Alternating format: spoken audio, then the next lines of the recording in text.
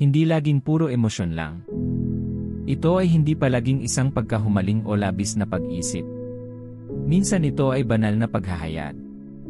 Ang Diyos ay nagsasalita sa mga bulong, sa mga siko, sa tahimik, patuloy na pag-isip na hindi nawawala. At kapag ang isang tao ay palaging nasa iyong puso at isipan, bigyang pansin, dahil maaaring mga hulugan ito, bahagi sila ng iyong takdang aralin. Maaaring pinangunahan ka ng Diyos na manalangin para sa kanila, mamagitan para sa kanila, o maging isang sisidlan ng pag-ibig o pagpapagaling sa kanilang buhay.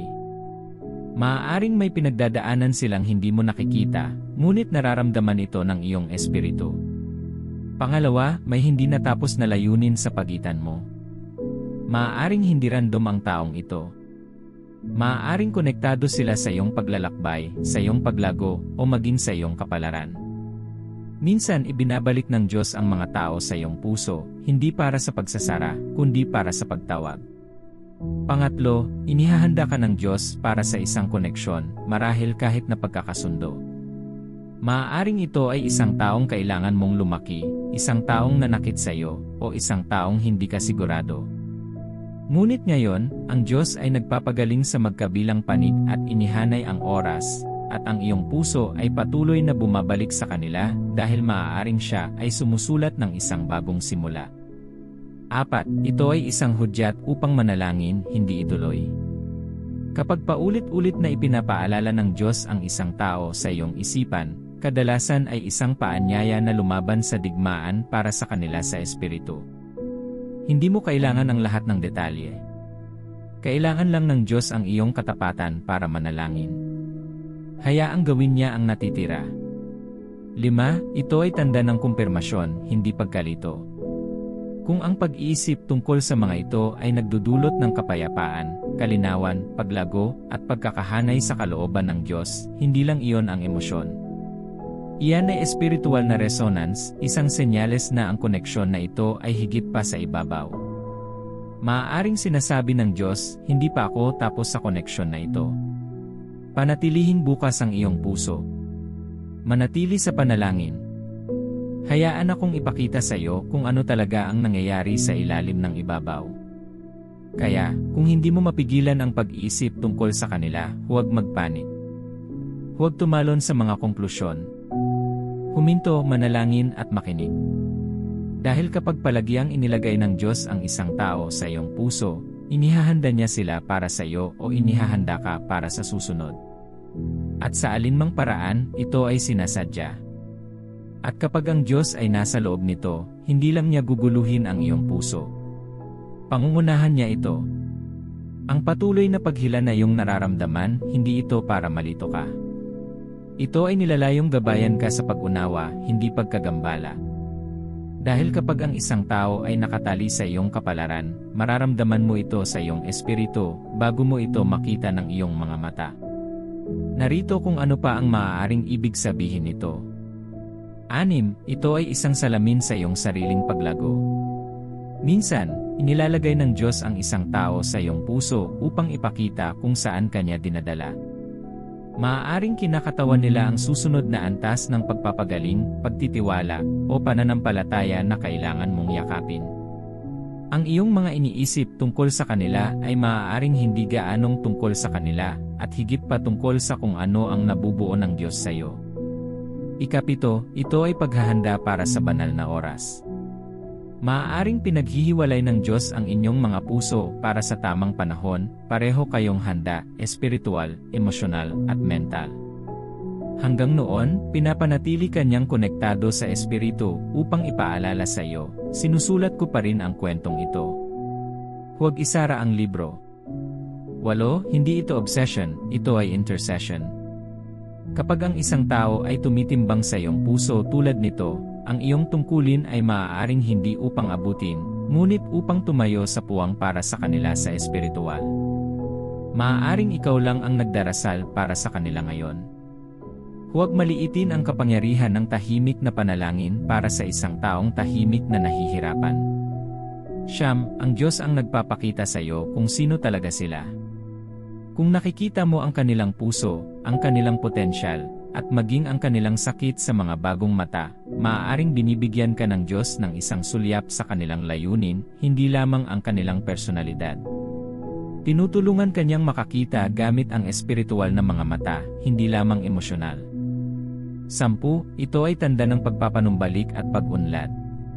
Kahit na parang sira, awkward, o hindi natapos ang mga bagay, maaari pa ring bigyan ng Diyos ng buhay ang isang bagay na akala mo ay tapos na. Ang pag-iisip tungkol sa mga ito ay maaaring ang iyong espiritu sa pagkilala na ang Diyos ay hindi pa tapos. Kaya ano ang dapat mong gawin kapag ang isang tao ay nanatili sa iyong puso tulad nito? 1. Ipagdasal mo sila. 2. Humingi sa Diyos ng karunungan at kalinawan. 3. Hayaan ang kapayapaan, hindi ang pressure, na gabayan ang iyong susunod na hakbang. 4. Magtiwala na kung ito ay nakatakdang mangyari, ihahayag, isasauli, at muling iugnay ito ng Diyos sa kanyang panahon. Dahil kapag ito ay tunay na galing sa Diyos, hindi mo na kailangang pilitin. Hindi mo na kailangang manghula. Malalaman mo lang na ang isang tao na hindi mo mapigilang isipin, maaaring sila ang inihahanda ng Diyos para sa iyo.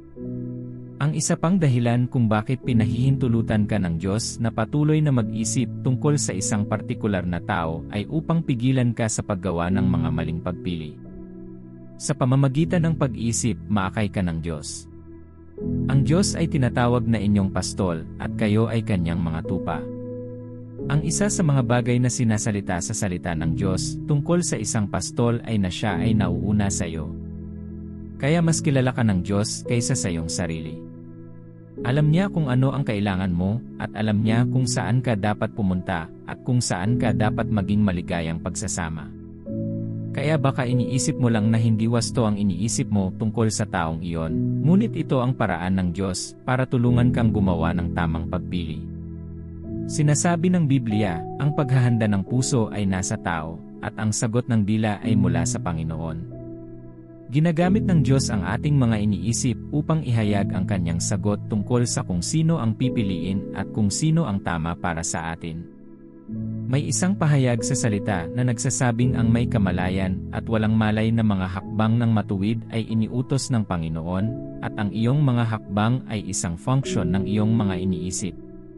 Kapag pinahintulutan ka ng Diyos na mag-isip ng labis tungkol sa isang tao, ito ay isang paraan ng pagpapakita ng pula o berdeng senyales tungkol sa taong iyon.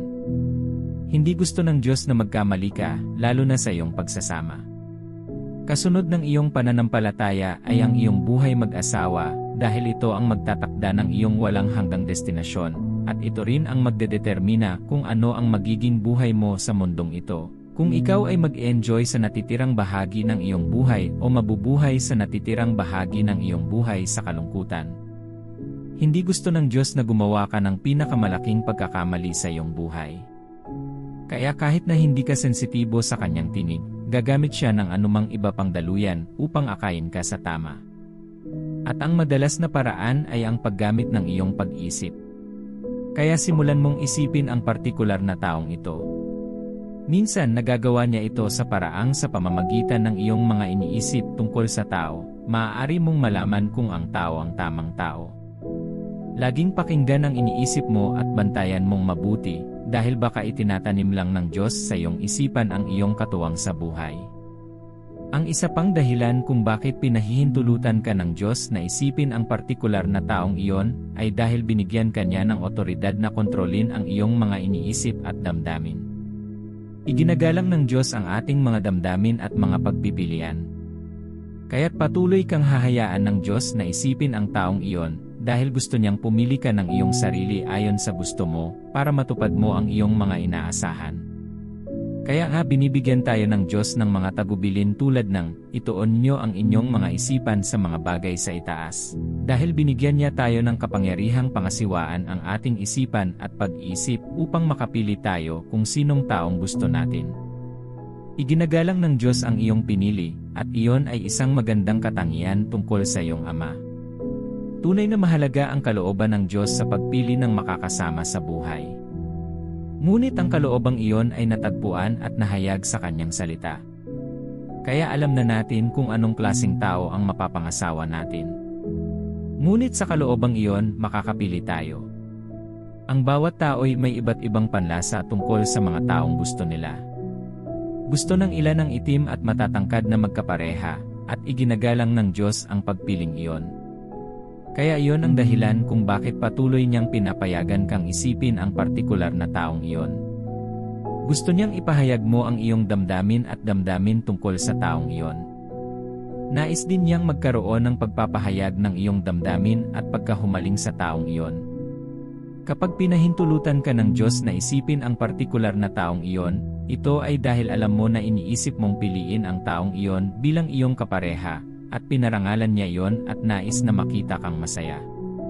Nais niyang makapagbigay ka rin ng iyong patotoo tungkol sa tama para sa iyo.